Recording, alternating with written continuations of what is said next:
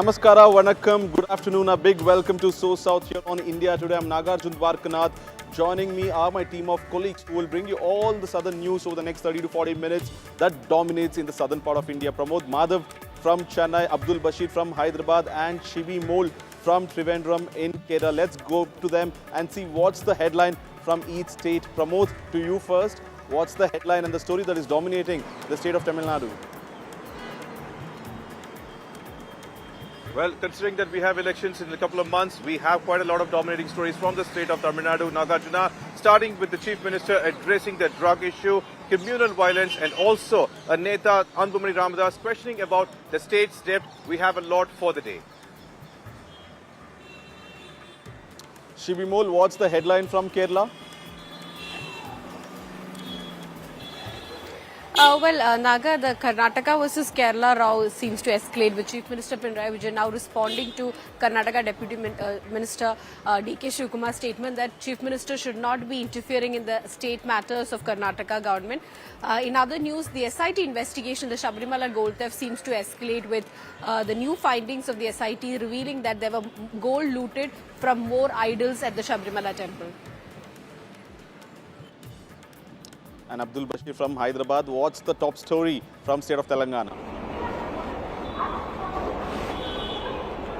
Well, what we are seeing since the morning in Telangana Legislative Assembly is sharp exchanges between the members where allegations and counter-allegations on Moosi rejuvenation project, cost and DPR.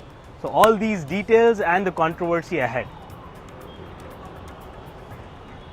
Let's kickstart the bulletin from the stories from Karnataka state.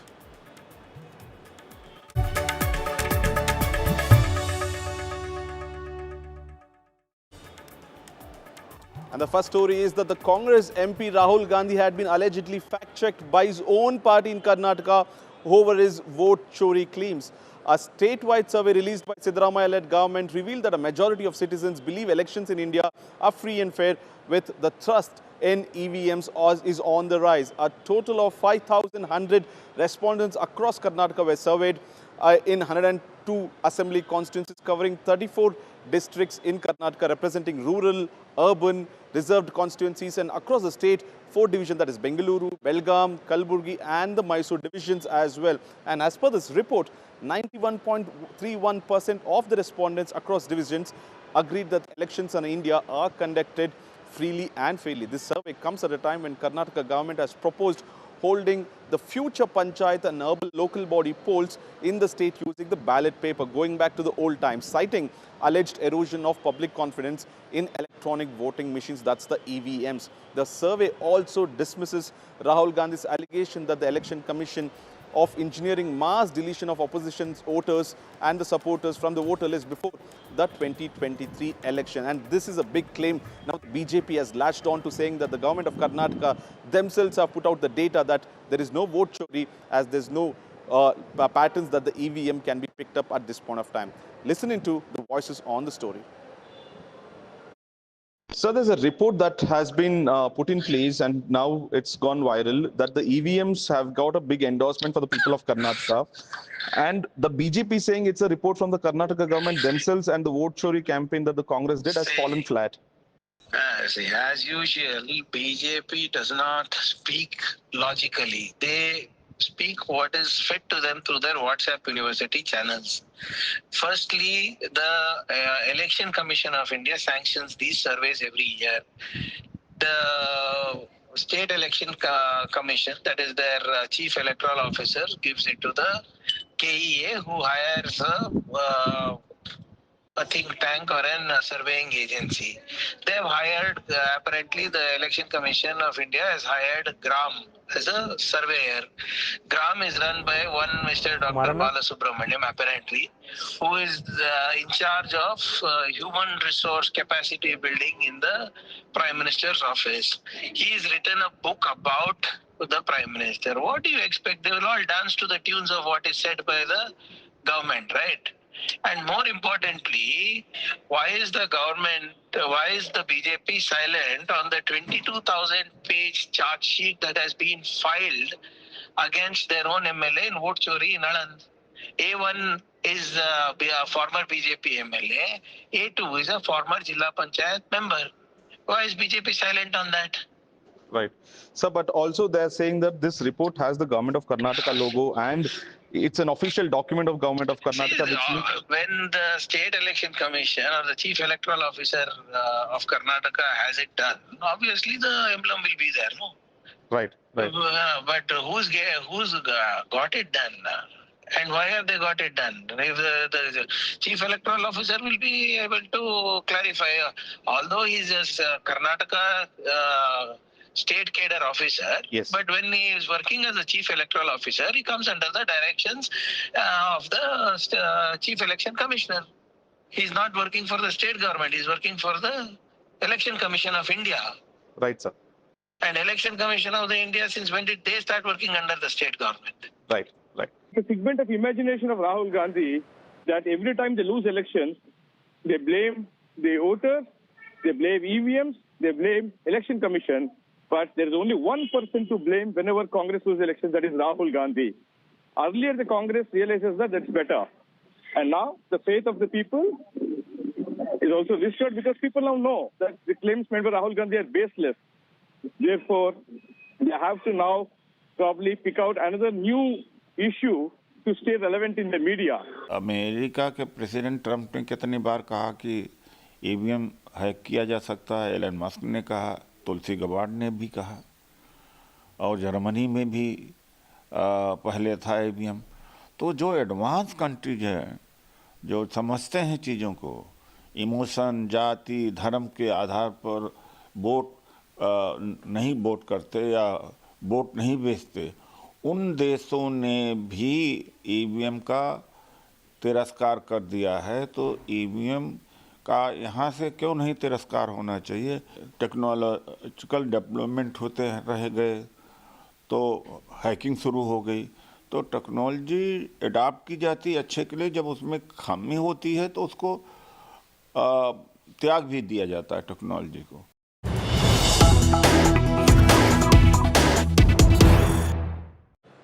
Breaking news coming in, the Karnataka Chief Minister has responded to all the BJP allegations on the data that the Election Commission has put out in terms of the EVM survey. Siddaramaiah has defended Rahul Gandhi, the leader of opposition's Vote-Chori charge. Siddaramaiah went on to say that Rahul didn't lie, but he did a thorough enquiry in the Vote-Chori allegation. And this amidst the controversy that the State Election Commission survey says that majority of the respondents in the Karnataka survey said that they believe in EVMs being fair and the election process being fair and free in the state of Karnataka as well as India. This was, remember, the post-2024 Lok Sabha elections, the survey was conducted, and now Chief Minister Siddaramaiah has broken his silence and said that Rahul Gandhi has done the right thing in the Vote-Chori allegations and has defended his leader in national capital. Went on to say that Rahul has done a thorough enquiry in this Vote-Chori allegations. Listening to what Chief Minister Siddaramaiah had to say. Rahul Gandhi never said lie. See, he conducted enquiry thoroughly and only will address the press people. Rahul Gandhi never said lie. See, he conducted enquiry thoroughly and only will address the press people. Moving on to the next story from Ballari, an ugly clash took place between two groups or two factions. Supporter of BJP MLA Janardhan Reddy and Congress MLA Bharat Reddy clashed over a banner installation in the Ballari city. Supporters from both sides pelted stone at each other are the allegations. While BJP claims that the Congress MLA's aide fired shots, both sides have accused each other of being responsible for the whole clash. Police resorted to a lathi charge and fired tear gas shells as well. Police said banners and posters were being installed across the city in connection with the scheduled installation of the Valmiki statue on January, and that led to the clash, or that triggered to the clash in Ballari between both the MLA groups and supporters. Listening to the voices on the story. ಈಗ ಸಾಯಂಕಾಲ ಹೊತ್ತು ಒಂದು 500 ಜನ ಹುಡುಗರು ಬಂದಿದ್ರು. ಅವ್ರೇನೋ ಮಾತಾಡ್ತಿದ್ರು. ಆ ಟೈಮ್ ಅವ್ರೇನೋ ಒಂದು ಕಲ್ಲು ಹೊಸೆಯೋದು, ಇವರೇನೋ ಒಂದು ಕಲ್ಲು ಹೊಸೆಯೋದು ಆಗಿದೆ. ಆ ಟೈಮಲ್ಲಿ ಒಂದು ಕಾನಿಸ್ಟೇಬಲ್ ಒಂದು ಏಟ್ ಬಿದ್ದು ಅದ್ರ ಪಕ್ಕಿಗೆ ಸತೀಶ್ ರೆಡ್ಡಿ ಅವರು ಒಂದು ಏಟ್ ಬಿದ್ದಿದೆ ಅಂತೇಳಿ ನನ್ನ ಮಾಹಿತಿ. ಅದಕ್ಕೋಸ್ಕರ ನಾನು ಅಲ್ಲಿಂದ ಇಲ್ಲಿ ಬಂದ್ರೆ ಅಷ್ಟೊತ್ತಿಗೆ, ಯಾಕಂದ್ರೆ ಆ ಕಾರ್ಯಕ್ರಮವನ್ನು ಸಕ್ಸಸ್ ಮಾಡ್ಬೇಕಂತೇಳಿ ಒಂದು 2-3 ತಿಂಗಳಿಂದ ವಾಲ್ಮೀಕಿ ಅಜ್ಜಿಯವರ ಕಾರ್ಯಕ್ರಮ ಮಾಡಬೇಕು, ಇಡೀ ವಾಲ್ಮೀಕಿ ಸಮುದಾಯಕ್ಕೆ ನಾವೊಂದು ಹೆಗ್ಗಳಿಕೆ ಆಗಿ ಹೇಳ್ಕೊಳ್ಳೋಂಥ ಕಾರ್ಯ ನಾವು ಮಾಡ್ಬೇಕಂತೇಳಿ ನಾವು ನಾಗೇಂದ್ರಣ್ಣವರು, ಗಣೇಶ್ ಅಣ್ಣವ್ರು ಎಲ್ಲರೂ ಪ್ರಯತ್ನ ಮಾಡ್ತಿದ್ರೆ, ಆದ್ರೆ ವಾಲ್ಮೀಕಿ ಅಜ್ಜನ ಹೆಸರು ಹೇಳ್ಕೊಂಡು ಇವತ್ತು ಬಳ್ಳಾರಿಯಲ್ಲಿ ರಾಜಕೀಯ ಮಾಡಿದಂಥವ್ರು ಇವತ್ತು ಅಜ್ಜನ ಅನಾವರಣ ಆಗಬಾರ್ದು ಅಂತಿಲ್ಲ, ಅವ್ರ ಮೇಲೆ ಇಷ್ಟು ಮಾಡಿ ಕಾರ್ಯಕ್ರಮವನ್ನು ಮುಗಿಸ್ಬೇಕಂತ ನೋಡ್ತಿದ್ದಾರೆ ಅಂತಂದ್ರೆ ಇವತ್ತು ಬಳ್ಳಾರಿ ಜನತೆ ತಿಳ್ಕೋಬೇಕು, ರಾಜ್ಯ ಜನತೆ ತಿಳ್ಕೋಬೇಕು ಇವನೆಂತ ರಾಕ್ಷಸ. Bharat Reddy and his father, Nara Sorin and his uncle Pratap Reddy and all. So they well planned actually. In the name of a banner, they came to my home. They attacked in a very big way. They have thrown in the stones, the beer bottles, the petrol bombs, and even they brought their own private gunmen. They fired in the air, and even they fired straight away on me. So even I have shown the bullet also to the entire media yesterday only. So I'm so lucky. God saved me, and public blessings also is with me. So my parent blessings, nothing happened. So this is only today myself and Mr. Sriramulu, we both, even from the party side also, we have demanded an inquiry by a sitting High Court judge or even a CBI. Then only the truth will come out. ಒಂದು ವಾಲ್ಮೀಕಿ ಪುತ್ತಳಿ ಅನಾವರಣ ಒಂದು flexi ಹಾಕೋ ವಿಚಾರದಲ್ಲಿ ಒಂದು ಗಲಾಟೆ ಆಯಿತು ಮತ್ತು ಒಂದು ಆಕ್ಸಿಡೆಂಟಲ್ ಫೈರಿಂಗ್ ಇನ್ಸಿಡೆಂಟ್ ಕೂಡ ಕರೆದು ಕೊಟ್ಟು ಅದೆಲ್ಲ ಉದ್ರಿಕ್ತ ಪ್ರಕ್ರಿಯೆಗೆ ಕಾರಣವಾಯಿತು. ನಂತರ ಪೊಲೀಸರು ಎಲ್ಲ ಕೂಡ ಕಂಟ್ರೋಲ್ ತಗೊಂಡು ಎಲ್ಲರನ್ನ ಡಿಸ್ಟರ್ಬ್ ಮಾಡಿ ಎಲ್ಲರನ್ನ ವಾಪಸ್ ಕಳಿಸಿದ್ದಾರೆ. ಮನೆ ನುಗ್ಗುತ್ತಾ ಇದ್ದಾರೆ, ಅವ್ರು ರಕ್ಷಣೆ ಮಾಡಿದ್ದಾರೆ. ಅವ್ರು ಹೇಳಿದ್ರೆ ಇವತ್ತೇ ಆಗಲಿ ಸರೆಂಡರ್ ಆಗ್ತೀವಿ. ಆ ರೀತಿ ನಮ್ದು ಯಾವ್ದು ತಪ್ಪು ನಡೆದಿಲ್ಲ. ಅದಕ್ಕೋಸ್ಕರ ಎಂಕ್ವೈರಿ ನಡೆಗಿದೆ, ಸಿಟ್ಟಿಂಗ್ ಹೈಕೋರ್ಟ್ ಜಡ್ಜ್ ಅಲ್ಲಿ ನಡೀಲಿ. ಇಲ್ಲ ನಿಮಗೆ ಸಿಟ್ಟಿಂಗ್ ಹೈಕೋರ್ಟ್ ಜಡ್ಜಸ್ ಎಲ್ಲ ಮಾಡಕ್ಕಾಗದಂದ್ರೆ ಸಿಬಿಐ ಕೊಡಲ್ಲ, ಸಿಬಿಐ ಕೊಡ್ರಿ, ಸಿಬಿಐದಿಂದ ತನಿಖೆ ಆಗಲಿ.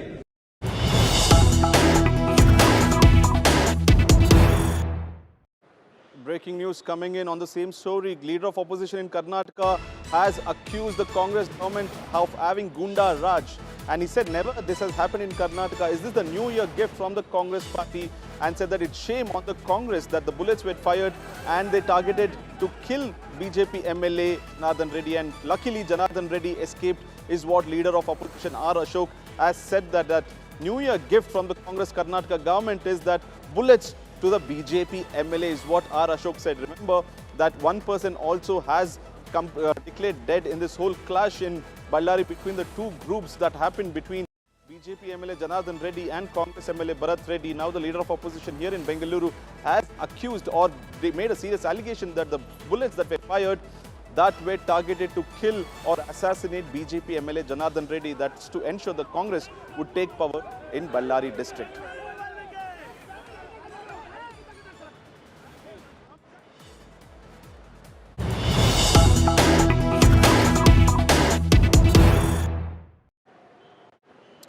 More breaking news coming in. BJP Rajajinagar MLA Suresh Kumar along with a group of cyclists had successfully completed a 702-kilometer endurance ride to Kanyakumari, reaching the southern tip of the country, and they took 37 hours to reach the southern tip of the country, that is Kanyakumari.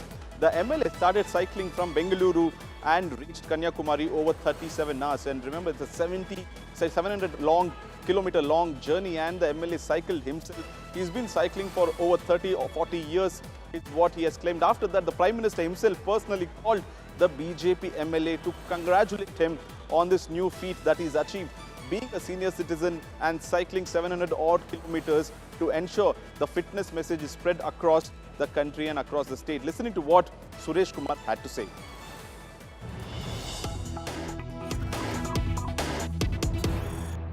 This year, after coming out, we reinvented ourselves as cyclists, and we went to Tirupati, we went to Dharmasthala. Recently, on December 23rd, we left Bangalore and reached Kanyakumari in 37 hours. Shri Narendra Modi ji called me and profusely complimented me and patted my back, saying that my resilience, my cycling to Kanyakumari is a boost for the Fit India movement.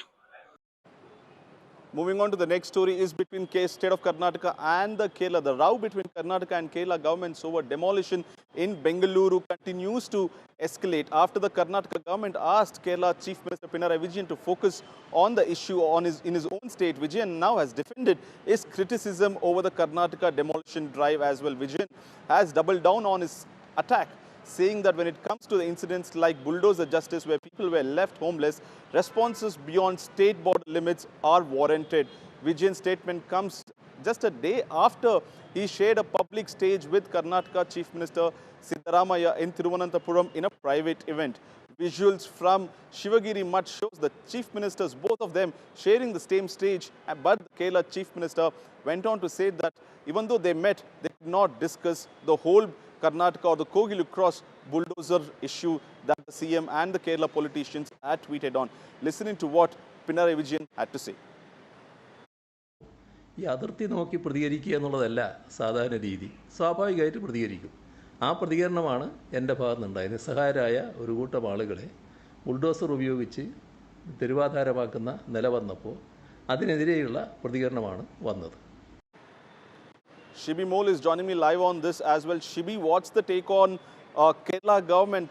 Time and again they have been commenting on Karnataka demolition drive, while the Congress government here is saying that it's none of your business, please mind your own business. This is an internal matter. But now Chief Minister Pinarayi Vijayan has defended his reaction. Well, exactly, Naga. In fact, Chief Minister says that, when it comes to matters like this, when homeless people, when poor people are left homeless and when bulldozer justice incidents takes place, when atrocities against minorities takes place across different states, we have seen this taking place in states like Uttar Pradesh, we have responded. So in these incidents, there's nothing called border limits, and as a human, as a political party, it takes, there is a responsibility for them also to comment on these issues. He also mentions it's not just about not just about national issues, but also when you look into international issues like whatever happens in Gaza, we sit here and comment about it. We react to the injustice that's being taking place in Gaza. So this should be treated like that. There shouldn't be any border limits when it comes to reacting to issues that's taking place, atrocities that's taking place, is what Chief Minister said. In fact, there has been criticism that why is the Kerala government commenting just on Karnataka's matters? Is it because an election scheduled in the state in Kerala between Congress and the main rivals Congress and CPM are going to take on each other? Is that the reason? And for that also the CPM leadership says that whenever these incidents have taken place, we have reacted. Whether it's the demolition drive that took place in Delhi, we saw CPM senior leader Brinda Karat coming and stopping the bulldozers. So it's not just the first time, it's happened before also, and it's political from the Congress's point of view to just point out that the government here is reacting only to the incidents that are taking place in Karnataka. While it's not just the reactions coming in from Karnataka, BJP and the Congress, but the neighboring state of Kerala, the left politicians also not just issuing statements, but have visited the demolition site here. The Rajya Sabha member did visit the demolition site, and also a group of MLAs from the left party did also do a fact check here in the Kogilu Cross demolition site. These were the stories from the state of Karnataka, and moving on to Kerala, and Shibi Mole will take it from here.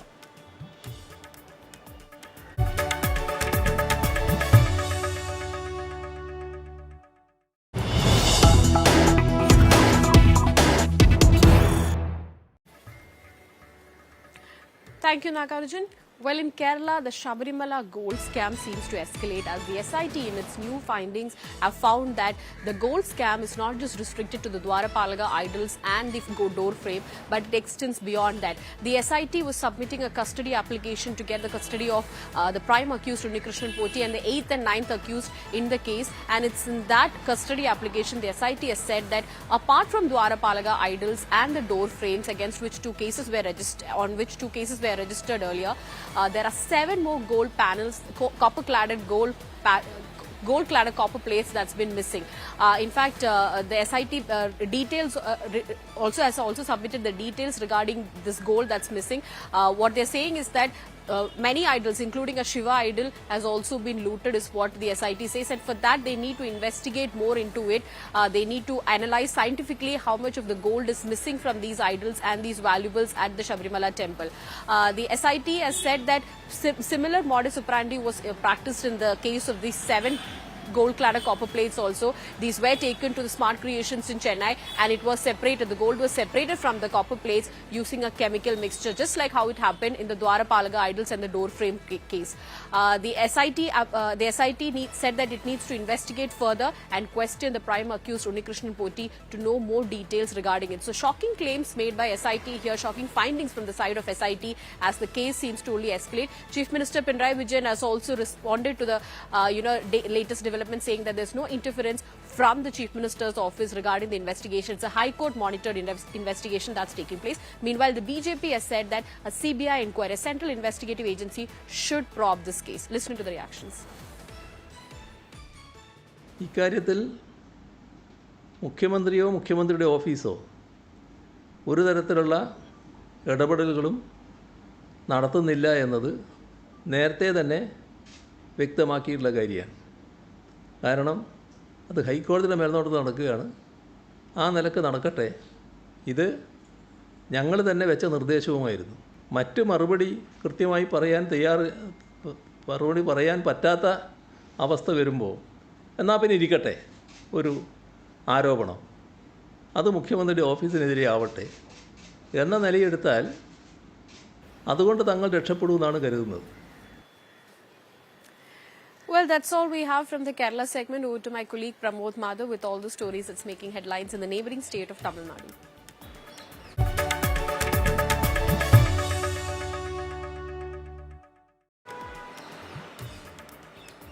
Thank you, Shiv Mibol. From the state of Tamil Nadu, as usual, we do have quite a lot of stories. And to begin with, this is about the Kartikeya Deepam row, which started almost back in 2025, December 3rd. And even after that particular verdict by Justice G.R. Swaminathan, the lamp has not yet been lit. But the recent development seems to be a revered former judge from the Madras High Court, S.S. Sundar. India Today has accessed a letter where the judge has questioned several points of that particular verdict, asking what has been said over there and how, if a written petition, can it actually go ahead and investigate not established practices over there. When it comes to Kartikeya Deepam, the bigger issue is that the actual Deepam is being lit in a Uchipalaya temple, but the petitioner has sought that the particular lamp should be lit over something called as Deebatun, the establishment of that practice. This is where Justice S.S. Sundar is now questioning, and not just that, he's also raised the issues that was brought forward by the temple authorities and also the law and order issue,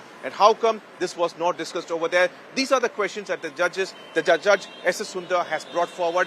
Along with that, he also raised certain allegations about, his words is about the judges actually acting over the particular scope. But how does BJP look into this?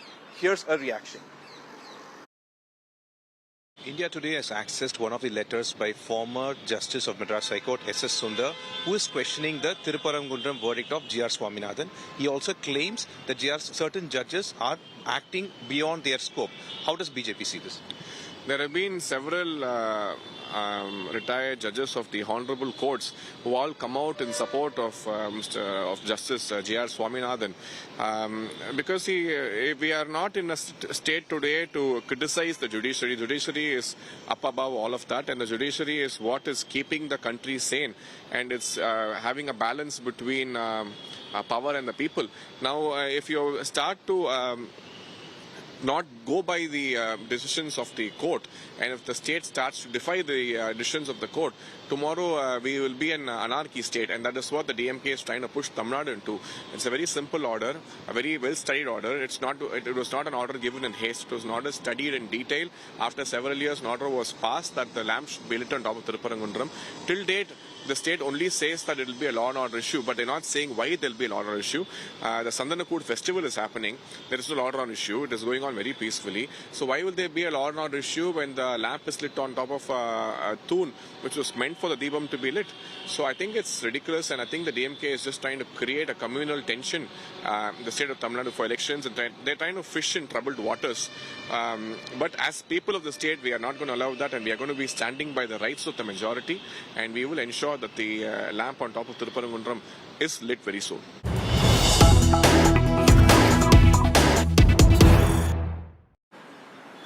Well, the Chief Minister of the state, M.K. Stalin, has now addressed two important issues. The first one, he claims the bigger issue when it comes to the country is communal and religion-based violence. And he says that even netas who are holding union minister posts, they have actually talking or like doing hate speech. And not just that, in a way, he's also trying to claim that the minorities, that the Muslims and the Christians are living in fear. But the very important aspect here is that the Chief Minister has also addressed the drug menace. Unfortunately, a North Indian who was working in Tamil Nadu, was attacked by 4 minors people inside a moving train, and then he was brought to a secluded location where they attacked him with sickles. Now, actual issue seems to be the drug menace, where the Chief Minister is urging the union government to stop the entry of drugs into the state, into the country, and the flow of drugs into various states. In fact, he says that recently 1 lakh drug bills were seized from districts like Tiruvallur, Ranipet, and he claims that there are like multiple gangs that are involved, international gangs and several state gangs including Haryana, Andhra and Telangana, and he's urging the union government and the states to cooperate and make sure that this drug menace is eradicated. Here's what the Chief Minister said. இன்னைக்கு நாட்டில் நிலவக்கூடிய முக்கியமான பிரச்சனை என்றால் அது சாதி மத மோதல்கள் தான். ஒன்றிய அமைச்சர் உள்ளிட்ட பொறுப்பில் இருக்கக்கூடிய பதவிகள் இருக்கக்கூடியவங்களை இப்ப வெறுப்பு பேச்சுக்களை பேசியும் இரு பிரிவினருக்கிடையே மோதலை தூண்டுகிற விதமாக செயல்படுவதை பார்க்கிறோம். தனிப்பட்ட முறையிலான நம்முடைய கொள்கைகளுக்கு நம்ம இந்திய நாட்டை ஒருமைப்பாட்டை அமைதியை சீர்குலைக்கக்கூடிய நாசகார வேலையை அவங்க ஈடுபட்டு இருக்காங்க. நாட்டில் இஸ்லாமியர்கள், கிறிஸ்துவர்கள், ஆதி திராவிடர்கள், பிற்படுத்தப்பட்ட மக்கள்னு எல்லாரும் அச்சத்தில் வாழக்கூடிய ஒரு நிலைமை இன்றைக்கு ஏற்பட்டிருக்கு. இப்போ அண்மையில் நடந்த கிறிஸ்துமஸ் சமய விழா நடந்துச்சு. அந்த சமயத்தில் நாட்டில் பல்வேறு இடங்கள் நடந்த தாக்குதலை பற்றி எல்லாருக்கும் தெரியும். சில ஆண்டுகளுக்கு முன்னாடி நம்ம நாட்டில் இந்த நிலைமை இருந்துச்சா? ஊரே ஒண்ணு சேர்ந்து மகிழ்ச்சியா இருந்த காலம் போய் ஒருத்தருக்கு ஒருத்தரை எதிரியா கட்டமைக்கிற வேலையை பிளவுவாத சக்திகள் இன்றைக்கு தெளிவா செஞ்சிட்டு இருக்காங்க. அன்பு செய்ய சொல்லித்தர வேண்டிய ஆன்மீகத்தை சில கும்பல் வம்பு செய்வதற்காக பயன்படுத்துகிறாங்க.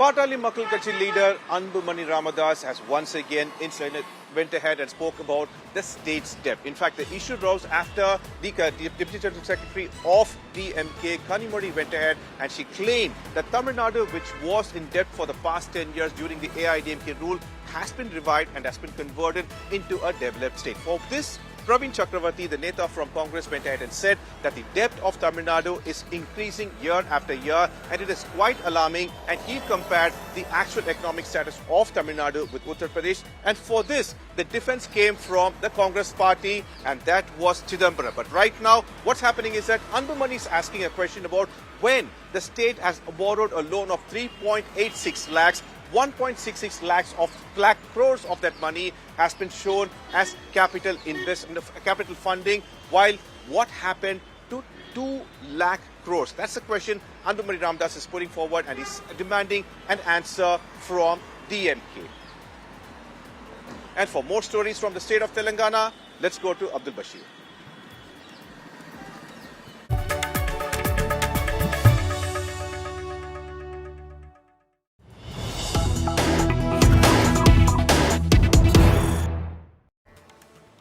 Thank you, Pramod.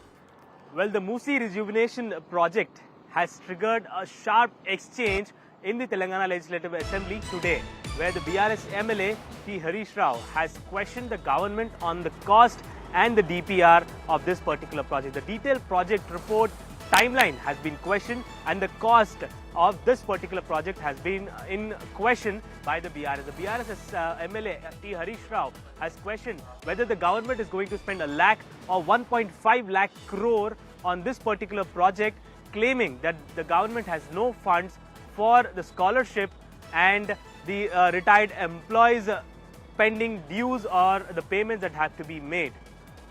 IT Minister and Sridhar Babu has responded to this particular question, stating that the project, the Moosi rejuvenation project, will be done in 5 different phases and the DPR is set to be out in next 4 weeks.